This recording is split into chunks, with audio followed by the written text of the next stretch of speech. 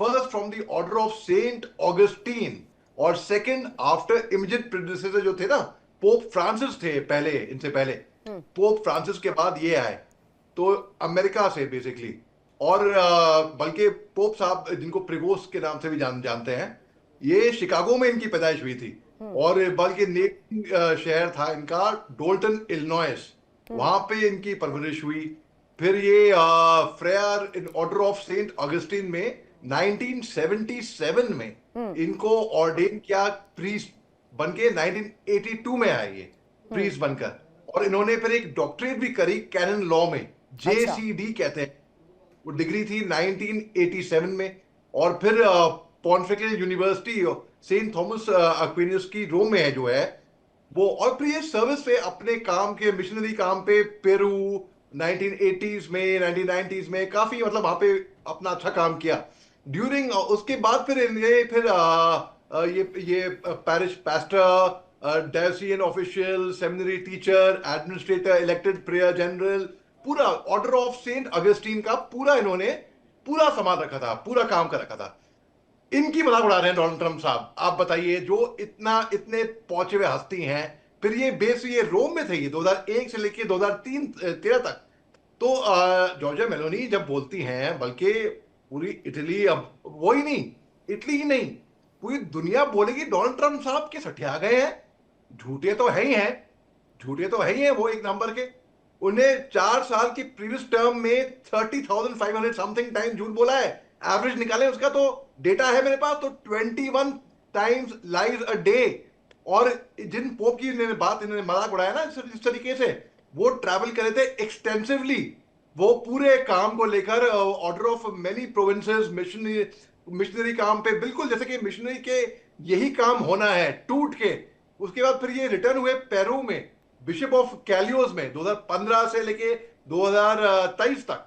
और 2023 में फिर ये पोप फ्रांसिस को जब अपॉइंट किया गया था प्रीफेक्ट डिकैस्ट्री ऑफ बिशप्स रोम में, तब इनको president of the pontifical commission for Latin America ये यानी नियुक्त हुए थे। कुल मिलाकर देखा जाए तो आप ये कह रहे हैं कि डोनाल्ड ट्रंप का रवैया या उनके बयानों को इतना सीरियसली लेना नहीं चाहिए। मलिका पांडे जी, आपका इसमें कॉल क्या है? मैं दो ट्वीट्स आपके सामने रखना चाहती हूँ, जो ट्वीट्स यहाँ पर इस वक्त सामने आ रहे हैं। इन्फोग्राम का एक ट्वीट है, absolute cinema by Italian PM Giorgia Meloni, जिसमें ट्रंप कहते हैं give us your air bases to attack Iran, and इसके काउंटर में मेलोनी का जवाब होता है we don't give, and then Trump gives a reaction like pope like criminals.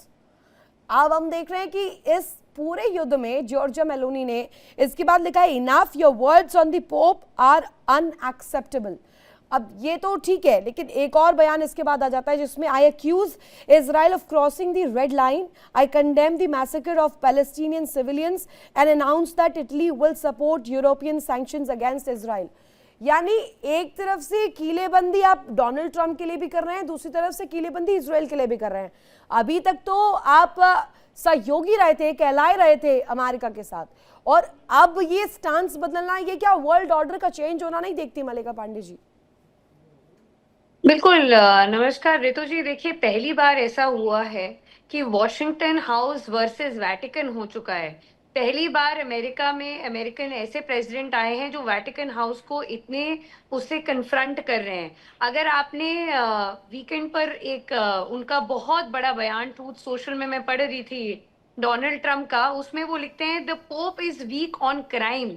एक पोप वीक ऑन क्राइम, मतलब उसका क्या एनालिसिस वो देना चाहते हैं। भाई, पोप तो ये बोल रहे हैं शांति की तरफ ले जाना चाह रहे हैं, उनको आप क्राइम से कहां से लिंक कर रहे हैं समझ में नहीं आया। उसी ट्रूथ सोशल के पोस्ट पे रितु जी वो आगे लिखते हैं कि पोप से बेटर तो पोप तो पहले कभी पोप बनते ही नहीं। अगर मैं वॉशिंगटन हाउस में नहीं बैठा होता, अगर मैं अमेरिकन प्रेसिडेंट नहीं होता, तो ये जो पोप लियो है इनका तो नाम ही नहीं था लिस्ट में। ये तो वेटिकन सिटी ने इनको इसलिए बनाया क्योंकि वो अमेरिकन थे, और वो अमेरिकन क्योंकि मैं इतना, मेरी इतनी पावर है, तो मुझे इन्फ्लुएंस करने के लिए उन्होंने एक अमेरिकन सिटीजन को वहां पर वेटिकन में बैठा दिया। तो उन्होंने साफ साफ अपने ट्रूथ सोशल पोस्ट में लिखा है। फिर वो आगे, इससे भी आगे जाके कहते हैं कि जो पोप लियो के भाई हैं लुइस, वो ज्यादा अच्छे हैं, उसका भाई ज्यादा अच्छा है क्योंकि वो मागा का सपोर्टर है। तो रितु जी, पर्सनल अटैक्स करना आप ट्रम्प की आदत हो गई है, ये बड़े बड़े एंड बयान दैट टू करना ट्रम्प की ऑन एन आदत हो गई ओकेजन है। When Easter is celebrated. हम देख रहे हैं अमेरिका में इस त्योहार के लिए जो तस्वीर होती है वो बहुत ही अलग होती है, एक बहुत पॉजिटिव नोट होता है। और उस दौरान भी अगर एक धार्मिक गुरु के लिए अगर डोनाल्ड ट्रंप इस तरीके का रुख रख रहे हैं, बेशक से साय सर ने जो कहा वो भी सही है, अब मैं उस बात को भी अलग नहीं रख रही हूँ, लेकिन वो भी तो सुपर पावर का एक प्रतिनिधित्व रख रहे हैं, रिप्रेजेंट कर रहे हैं यूएस को। और अगर वो पोप के लिए इस तरीके के शब्दों का इस्तेमाल करते हैं तो निश्चित तौर पर इसमें धार्मिक एंगल और पॉलिटिकल एंगल से भी आगे चीज चली जाती है। बिल्कुल रितु जी, सबसे पहले तो उन्होंने शिया कम्युनिटी के सबसे बड़े सुप्रीम लीडर को एलिमिनेट किया, अगर हम देखें। उसके बाद अब वो एक दूसरे स्पिरिचुअल लीडर को भी एलिमिनेट करना चाह रहे हैं इन टर्म्स ऑफ वर्ड्स। अगर बोला जाए तो कहीं ना कहीं वो बार बार पर्सनल अटैक, जैसे मैंने उनका पूरा ट्रूथ सोशल का बताया आपको बयान, वो पूरा बयान दे रहे हैं, उसके बाद उनकी एक एआई जेनरेटेड इमेज वो पोस्ट करते हैं जिसमें वो जीसस बने हुए हैं। एआई जेनरेटेड एक इमेज उन्होंने पोस्ट किया जिसपे उनको पूरी क्रिश्चियन कम्युनिटी ने काफी बैकलैश दिया है। उसके बाद उसके थोड़ी देर बाद उन्होंने वो बकायदा डिलीट कर दी, बट उसपे उनकी एआई जेनरेटेड इमेज में वो जीसस बने हैं और लोगों की मदद कर रहे हैं। तो ये काफी निंदनीय है कि कैसे वो हर एक कम्युनिटी को पर्सनली अटैक कर रहे हैं, स्पिरिचुअल लीडर्स उसको अटैक कर रहे हैं, और ये कांस्टेंट रह गया है। और वो इतने मेगलोमेनियक है, इतने सेल्फ ऑब्सेस्ड है ऋतु जी इस पॉइंट पर कि उनको अपने से आगे कुछ नहीं दिखता है। वो स्टेट ऑफ हॉर्मूज को स्टेट ऑफ ट्रम्प बोल देते हैं। बट वो ये कल अपने आप क्वेश्चन को ये क्वेश्चन नोबेल ही पीस क्यों प्राइज उठना देना चाहते चाहिए? हैं। एक जो सवाल उठता है कि उनके ईगो के आगे चीजों को वो कहाँ ले जाए, किसी को नहीं पता। असलम रिजवी जी हमारे साथ कनेक्ट है, ईरान मामलों के बेहतरीन जानकार हैं, उनसे जान लेते हैं। रिजवी साहब, हम देखते हैं कि एक देश का अगर आप रिप्रेजेंटेशन कर रहे हैं या एक प्रतिनिधित्व सामने रख रहे हैं तो उसका कम और सधे शब्दों में ही आपको जवाब देना होता है। अभी चाहे मैं ईरान की स्थिति देख लूं, I am not nowhere supporting Iran या अमेरिका, मैं दोनों में से किसी पक्ष की साइड नहीं बोल रही हूं, लेकिन एटलीस्ट मोजतबा खामनेई ने मैच्योरिटी दिखाई है। अभी तक इस तरीके के बयान, इनक्रेडिबल बिहेवियर या पोस्ट उनके नहीं आए हैं एटलीस्ट। और डोनाल्ड ट्रंप इन कंपैरिजन हम देखें, हर दफा एक नया रुख रहता है उनका। अब पोप को लेकर के ये बात कह दी गई है, जैसा कि अभी पांडे मैम भी बता रही थी कि उनके भाई बढ़िया है, वो बढ़िया नहीं है, इस तरीके का रुख उन्होंने रखा। तो ये एक नैरेटिव वॉर और उनका ईगो गेम दुनिया को कहां ले जाएगा और क्यों ले जा रहा है, क्यों नहीं रोका जा रहा है?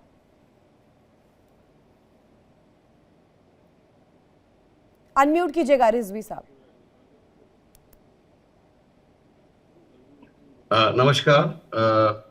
मैं आपको और आपके तमाम पैनलिस्ट को सलाम करता हूं। देखिए, मेरा भी ताल्लुक एक धर्म से है और आप मेरे ड्रेस से आप ये देख रही हैं कि मैं भी एक धार्मिक हूं। मेरे भी प्रोग्राम्स होते हैं, मैं इंडिया और इंडिया के बाहर स्पीच देने के लिए जाता हूं। और मेरी जो स्पीचेज हैं, अगर आप यूट्यूब पर मौलाना असलम रिजवी पुणे सर्च करेंगे तो उसमें आप ये देखेंगे कि मैं हमेशा कोशिश ये करता हूँ कि किसी के धर्म के खिलाफ या किसी धार्मिक गुरु के खिलाफ कोई ऐसी बातें न की जाएं जो उनको चोट पहुंच सके। हमारे कुरान ने भी ये बात कही है कि तुम किसी भी धर्म के बुजुर्ग के खिलाफ न बोलो, ये सही नहीं है। ये हम सब की तरफ से एक बहुत इम्पोर्टेंट बात है जो रितु जी आपने कही कि आयतुल्लाह खामनाई के खिलाफ कितना कैसी कैसी बातें डोनाल्ड ट्रंप ने की, लेकिन आयतुल्लाह खामनाई ने उसका जवाब उनकी लैंग्वेज में बहरहाल नहीं दिया। बहुत कुछ कहा, तो ये कहा कि हम डोनाल्ड ट्रंप को जो है अगर उसने हमला किया तो हम ज़बरदस्त जवाब देंगे। उनकी जगह पर आयतुल्लाह मुज्तबा खामनाई, जो आयतुल्लाह सैयद अली खामनाई के फर्जंद और बेटे हैं, आपने उनकी भी भाषा की तारीफ की। रितु जी, मुझे बहुत अच्छा लगा। धार्मिक गुरु को ऐसा ही होना चाहिए कि वो किसी के खिलाफ ऐसे अल्फाज इस्तेमाल न करें कि जो जिससे किसी धर्म को तकलीफ पहुंचे। मैं एक बात, क्योंकि मेरा ताल्लुक ईरान से है, तो मैं ईरान में क्या गुजर रहा है इस वक्त मैं बताना चाहता हूं कि ईरान में भी क्रिश्चियन बहुत हैं। आपके दर्शकों के लिए मैं बता दूं कि इजराइल के बाद सबसे ज्यादा यहूदी जो हैं वो ईरान में रहते हैं, और वहाँ के यहूदी बिल्कुल सेटिस्फाइड हैं, और उनका एक मेंबर ऑफ पार्लियामेंट भी चुनकर वहाँ की पार्लियामेंट में मौजूद है। इवन क्रिश्चियनिटी से भी एक मेंबर ऑफ पार्लियामेंट वहाँ मौजूद है। वहाँ पर जबरदस्त गम और गुस्सा पाया जा रहा है, क्योंकि क्रिश्चियन का जो जो धर्म है उसमें इस तरह से कोई आम इंसान जीसस की तस्वीर बनाकर डेफिनेटली अपने को डेफिनेटली पेश रिजवी करे, ये साहब, और ये मैं बहुत बड़ा गुनाह हर माना दफा जाता है। दोहराने के लिए भी तैयार हूँ कि चाहे वो कोई भी धार्मिक लीडर हो, चाहे वो खामिने ही क्यों ना हो या पोप ही क्यों ना हो, एनीवन, किसी भी धार्मिक लीडर के लिए इस तरीके के शब्दों का इस्तेमाल थोड़ा सा ये ऑब्जेक्टेबल होगा। और साहिर सर, आपकी बात मैं मान लेती हूँ, लेकिन वो एआई इमेज अगर आप जीसस क्राइस्ट के तस्वीर को लेकर देखेंगे, जो डोनाल्ड ट्रम्प ने ये रखी थी तस्वीर, वो कहीं से जस्टिफाइड है क्या? अभी इस बात को मैं कैसे मान लूं कि उन्होंने उस बयान का ही जवाब दिया है? वो तो चल देते हैं एक रेसलिंग मैच में, वहां पे एक रेसलर को मॉडल भी बता देते हैं, तो how is it justified? Not at all. The picture is not at all justified, Ritu. एकदम out of taste, below the belt, unacceptable. तो दोनों वर्टिकल्स को अलग पढ़ने की जरूरत है। पिक्चर पोस्ट की, ब्लंडर किया, लोगों के सेंटिमेंट्स को हर्ट किया, लेकिन रियलाइज किया और डिलीट किया, तब तक the damage was done. Yes, लेकिन उसी के साथ जो दूसरा वर्टिकल है कि अगर वो कह रहे हैं he is weak on crime, तो मुझे लगता है कि ये उतना बड़ा ऑफेंस नहीं है, ये उनकी पर्सनल चॉइस है। इसमें कोई भी वर्ड ऐसा नहीं है जिसपे अब बहुत मेजर, कोई भी religious leader irrespective of the community can not be above question. Religious leaders गलत नहीं करते, दुनिया भर में करते हैं, हर रिलीजन में करते हैं। Death to America, death through Israel, काफिरों को खत्म कर दो, इजराइल इस को पर दुनिया से रिजवी हटा साहब को दो। मैं चाहूंगी जरा रखिएगा, साहिर सर और रिजवी सर को। यस जी। रिजवी सर जवाब। तो जी ऋतु, जी मैं ऐसे में जवाब देना चाहता हूँ। जी बताएं रिजवी साहब। जी आशीष भाई, ये जो डेथ टू अमेरिका और डेथ टू इजराइल कहा जाता है, इसका हिंदी में जो ट्रांसलेशन है वो मुर्दाबाद और जिंदाबाद है। यह बात ध्यान में रखिएगा। वो जो आप डेथ को मौत से आप जोड़ते हैं, जैसे हम लोग मुर्दाबाद और जिंदाबाद कहते हैं, वैसे ईरान में मर्ग बर अमेरिका या मर्ग बर इसराइल कहते हैं। तो ये हर मुल्क में बोला जाता है, मुर्दाबाद और जिंदाबाद। ये नया एक्सप्लेनेशन अच्छा लगा, आई रिस्पेक्ट दैट, अच्छी बात है अगर ऐसा है तो, क्योंकि हमारे वहाँ पर भी जो दो पार्टियां होती हैं आशीष भाई, वहाँ भी जो दो पार्टियां इलेक्शन में आती हैं तो एक दूसरे को मुर्दाबाद और जिंदाबाद कहते हैं, नहीं मर्ग पर। तो ये जो है हमारे यहाँ भी होता है। मैं किसी पार्टी का नाम लेना नहीं चाहता हूँ आशीष भाई, दोनों पार्टियों में आपने देखा होगा जिंदाबाद मुर्दाबाद किया जाता है। लेकिन अब बात यह है कि इजराइल ने ईरान के बारे में क्या कहा। इजराइल ने ये कहा, जैसे कि ईरान के बारे में आप कहते हैं कि ईरान ने कहा है कि इजराइल को हम तबाह कर देंगे। इजराइल को तबाह करना और है, और इजराइल के लोगों को तबाह करना और है। जब ईरान ये कहता है कि हम इजराइल को तबाह करेंगे, यानी उससे मुराद वो जो ज़ायनिज़्म है, वो जो उनकी थिंकिंग है, वो जो ग्रेटर इजराइल के बारे में कहा जाता है कि हम इतना वो करेंगे, उसकी तबाही की बात होती है। वरना आप जब ईरान के यहूदियों से इंटरव्यू लेंगे तो वहां पर ईरान के यहूदी बहुत ही सेटिस्फाइड हैं। बहुत से लोगों ने गलत बातें ये फैला रखी हैं कि ईरान यहूदियों को खत्म करना चाहता है। ईरान ने हमेशा, खुद अयतुल्लाह खामनाई ने कई बार यहूदियों की तारीफ की है। अभी ज्यादा दिन की बात नहीं है, एक दो हफ्ता पहले पेजिशियान ने एक मैसेज दिया था अमेरिका की पब्लिक को, और उसमें यह कहा था कि हम गवर्नमेंट के खिलाफ हैं, लेकिन ठीक है, जवाब ले लेते रिजवी साहब। तो ये जो डेथ वाली बात है, मुर्दाबाद और जिंदाबाद वाली बात, ठीक है, ठीक है, एक जवाब जी। बहुत अप्रिशिएट करता हूं मैं, पूरी दुनिया आपकी इस बात को समझे और माने कि डेथ टू इजराइल और डेथ टू अमेरिका और काफिरों को खत्म कर दो का मतलब है मुर्दाबाद, मतलब वी डिनाउंस वर्ड बेहतर होता अगर वो डेथ की जगह, उनको अंग्रेजी सुधारने की जरूरत थी। हमारे कौटिल्य के अर्थशास्त्र के वक्त से रिजवी साहब, स्टेट और रिलीजन को मिक्स करना मना है, और ये मरहूम खमैनी साहब की जो ख्वाहिश थी कि उन्होंने एकदम एक कर रखा था, स्टेट और रिलीजन एक था। एक जो आप कहते हैं ना कि हम कॉन्स्टिट्यूशन, देशों के कॉन्स्टिट्यूशन को नहीं मानेंगे, हम शरिया से चलेंगे या कुछ ऐसा, इसमें जो ये मिक्सअप होता है ना, इससे मुझे गुरेज, इससे मुझे प्रॉब्लम है। और इसी वजह से मैं कहता हूं कि कोई भी रिलीजियस लीडर हो, रिजवी साहब कोई भी, मैं सिर्फ एक की बात नहीं कर रहा हूं, चाहे पोप ही हैं, तो पोप को सेलेक्टिव नहीं होना चाहिए। उनके लिए इंसानियत, हर रिलीजन इंसानियत को धर्म मानती है ना, कि सिर्फ अपने ही धर्म को इंसानियत मानती है, नहीं, इंसानियत को धर्म मानना हर मेजर रिलीजन में सिखाया जाता है।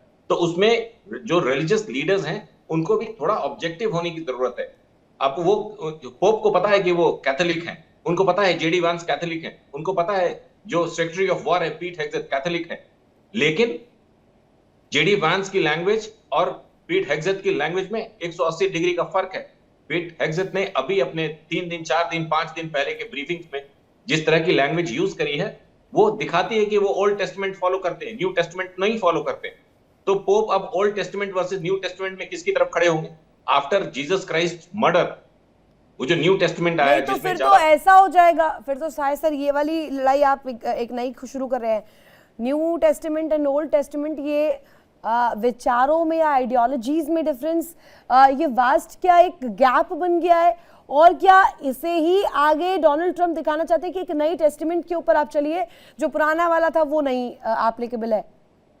ऋतु, थोड़ा सा इसको चिजल करते हैं। देखिए, ये नेवर एंडिंग है, जब तक समाज रहेगा तब तक युद्ध होंगे, तब तक मौतें होंगी। तो ये तो एक गलत खुशफहमी में हम रहते हैं कि आज के बाद युद्ध नहीं होगा, आज के बाद रजिस्ट। कहाँ है ग्रेटा थर्नबर्ग जब कुछ हो रहा है? अभी फिर से सुनते हैं उनकी टीम स्वीडन से चली हुई है कि गाजा में फिर से जाएंगे। कुछ लोग ऋतु पूरी दुनिया में कमर्शियल एक्टिविटीज करते हैं, और मैं मेजर रिलीजियस लीडरशिप पूरी दुनिया का, इररिस्पेक्टिव ऑफ देयर रिलीजन, ये कमर्शियल एक्टिविटीज, इनमें पर्सनल गेम्स होते हैं, ह्यूमन बीइंग्स के माइंड को मैनिपुलेट करते हैं, और इसीलिए उनका जो सेलेक्टिव अप्रोच है इंसानियत के प्रति, ओल्ड टेस्टामेंट न्यू टेस्टामेंट, शिया सुन्नी, इसी तरह और रिलीजन्स में जो डिफरेंस है, वर्टिकल्स है, ये सब इसलिए है कि ह्यूमन माइंड्स को मैनिपुलेट करना है। नहीं, अपना इसमें एक सवाल, अली शाह सर, ये भी मुझे बताइएगा, आपसे भी पूछूंगी, लेकिन मलिका पांडे जी, मुझे इस बीच में बाइबल को अगर मैं याद करूं तो old testament often depicts God directing और supporting wars to protect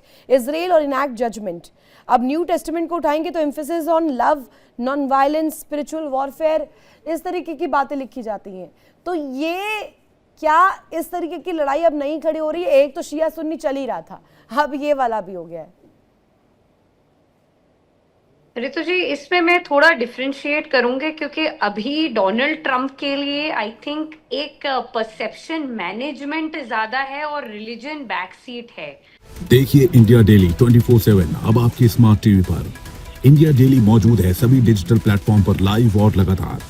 India daily 24/7 हर दिन राष्ट्र को समर्पित।